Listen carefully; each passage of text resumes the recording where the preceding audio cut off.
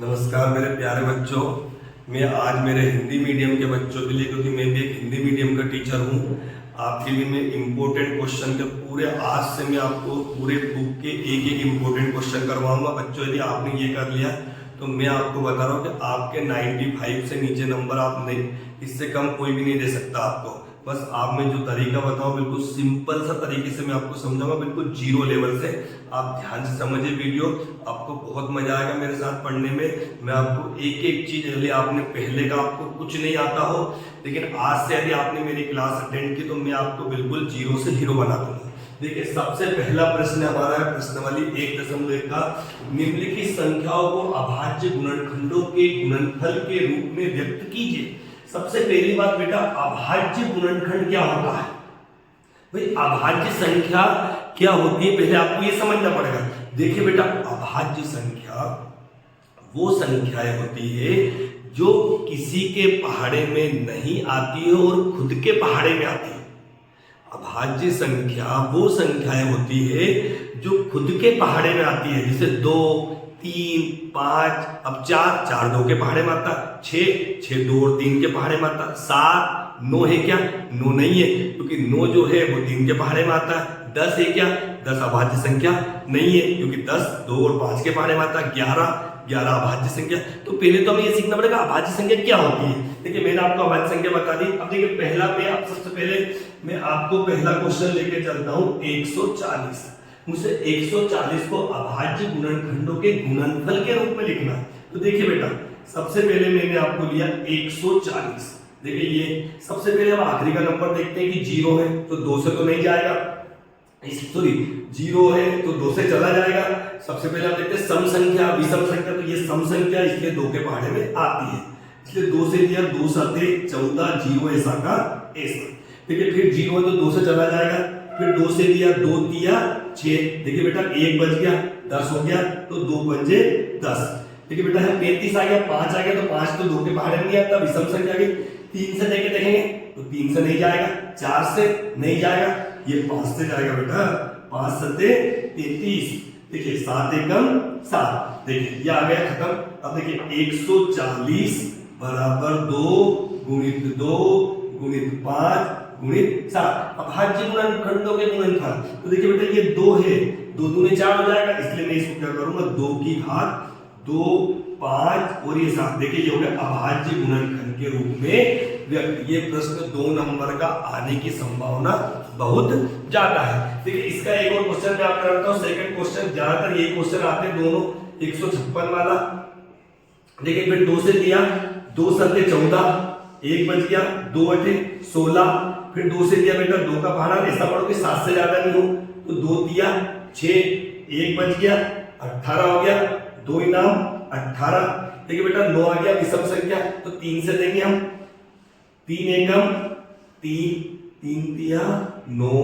अब देखिए 13 आ गया, 13 किसी के पहाड़े में आते ही नहीं, 13 क्या डाला, इसलिए हमने 13 से दी, तो 13 एकम 13। देखिए फिर हम लिखेंगे 156 बराबर 2 गुणित 2 गुणित 3 गुणित 13। देखिए ये हो गया आपका 2 की घात 2, 3 ऐसा का ऐसा और ये 13। ये हो गया आपका आंसर। 2 क्वेश्चन आप करके देखना, नहीं आए तो मुझे कमेंट्स बॉक्स में लिख देना, मैं आपको ये करवा दूंगा। मैं अगला क्वेश्चन की ओर बढ़ रहा हूं। स्टार्ट। देखिए बेटा मैं आपके सामने सेकंड क्वेश्चन लेके आओ। निम्नलिखित युग्मों के HCF व LCM ज्ञात कीजिए। जांच कीजिए कि 2 संख्याओं का गुणनफल बराबर HCF इंटू LCM। देखिए सबसे पहले मैं सेकंड क्वेश्चन ले लेता हूँ, थोड़ा बड़ा वाला, फर्स्ट आप करके देख लेना। देखिए मैंने सेकंड क्वेश्चन लिया आपका हल सेकंड 510 और 92। देखिए इसका HCF और LCM निकालना सबसे पहले मुझे। देखिए सबसे मैंने 510 लेके चला, आखिरी का संख्या 0 है, सम संख्या 2 से भाग दिया, 2 दूनी 4, 1 बच गया, 11 हो गया, 2 पंजे 10, 1 बच गया, 2 पंजे 10। देखिए अब 5 आ गया, 2 से नहीं जाएगा, 3 से लेके देखते हैं, 3 8 24, 1 बच गया, 3 पंजे 15। देखिए हम अब कहते हैं 3 से 3 दूनी 6, 2 बच गया 25, 3 से नहीं जाएगा, इसलिए हम देखेंगे 5 से, 5 एकम 5, 3 बच गया, 5 7 33। देखिए 17 किसी के पहाड़े में आते नहीं है, 17 एकम 17। देखिए हम लिखेंगे 510 बराबर 2 इंटू 3 इंटू 5 इंटू 17। देखिए अब हम निकालेंगे 92 का। देखिए 92 का 2 से दिया 2 चुकू 8, 1 बचा 2 छके 12, फिर 2 से दिया 2 दूनी 4, 2 दिया 6, फिर इसमें 23 से जाएगा सीधा 23 एकम 23, तो ये आ गया आपका 92 92 बराबर 2 इंटू 2 इंटू 23। देखिए ये तो मैंने सबसे पहले इनका एलसीएम निकाल लिया, जैसे एलसीएम भी कह सकते हैं, स्क्वायर भी के वर्गमूल भी कह सकते हैं, जो आपको लगे हो। अब देखिए मुझे निकालना सबसे पहले एचसीएफ। देखिए मैं यहाँ लिख देता हूँ आपका एचसीएफ, हाईएस्ट कॉमन फैक्टर, घनिष्ठ गुणनखंड सबसे बड़ा। देखिए एचसीएफ क्या बेटा, एचसीएफ में क्या देखना, एचसीएफ में आपको ये देखना है कि इन दोनों में क्या है। भाई इन दोनों में जो है 2 इसमें भी है और 2 इसमें भी है। देखिए 3 इसमें लेकिन इसमें नहीं है, 2 इसमें लेकिन इसमें नहीं है, तो दोनों में कौन है 2, तो एचसीएफ क्या गया मेरा 2। समझ में आ गई बेटा बात, ओके। अब मैं लूंगा एलसीएम। देखिए एलसीएम क्या है, जो दोनों में है वो तो आएगा ही आएगा, उसके अलावा जो बचे हैं वो सब लिख दो। तो आएगा 3 इंटू 5 इंटू 17 इंटू 2 इंटू 23। देखिए अब मेरे बेटा एलसीएम में क्या गया, अब देखिए इनका इंटू करेंगे अपन तो आएगा 23,460। अब मल्टीप्लाई करके देख लेना, मैं समय की वजह से मैंने आपको डायरेक्ट पहले मैंने मल्टीप्लाई करके आपको बता दी। तो ये आ गया एलसीएम और एचसीएफ, ठीक है, एचसीएफ और एलसीएम आ गया। तो इतना नंबर मुझे 2 नंबर पूछ रहे, लेकिन क्वेश्चन को वैसे जहां तक 99% आपको जांच करने को नहीं आता, क्वेश्चन आपको यहीं तक आता है, लेकिन फिर भी अपन जांच कर देते हैं। अब लिखेंगे अतः 2 संख्याओं का गुणनफल बराबर एचसीएफ इंटू एलसीएम। अब 2 संख्या कौन सी आपके पास, 510 और 92, और इधर क्या है आपका एचसीएफ कितना आपका 2 और एलसीएम कितना है आपका 2 3 4 6।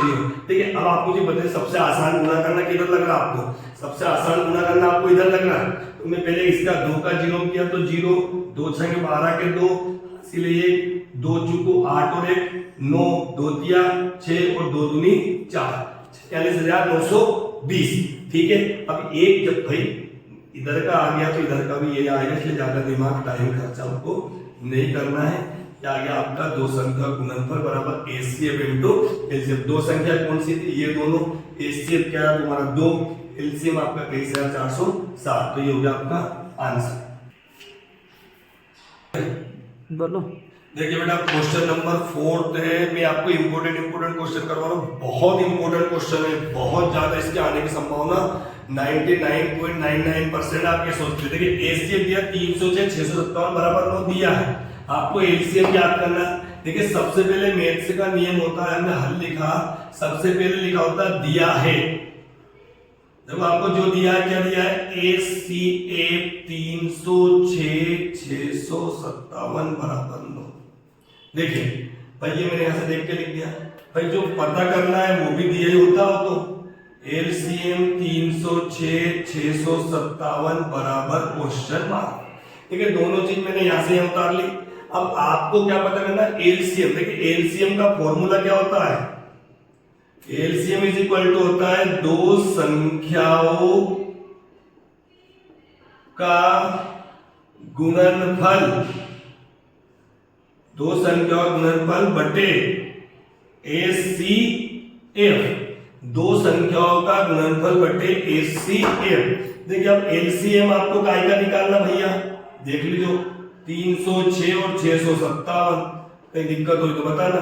देखिए 2 संख्या कौन सी आपकी, 306 और 657, 306 और 657 ये 2 संख्या हुई। एचसीएफ कितना दिया आपको, 9 दिया, क्लियर लिखा प्रश्न में एचसीएफ 9 दिया। देखिए 2 संख्या होगा, भाई 2 संख्या कौन सी, ये ले ली। देखिए अब 9 दिया 27, कितना बच गया भैया 3, 9 चुको 36, अब होगा 34 इंटू 6,657। देखिए यदि इनका मल्टीप्लाई करते हैं तो मेरे हिसाब से आएगा 22,338, 22,338।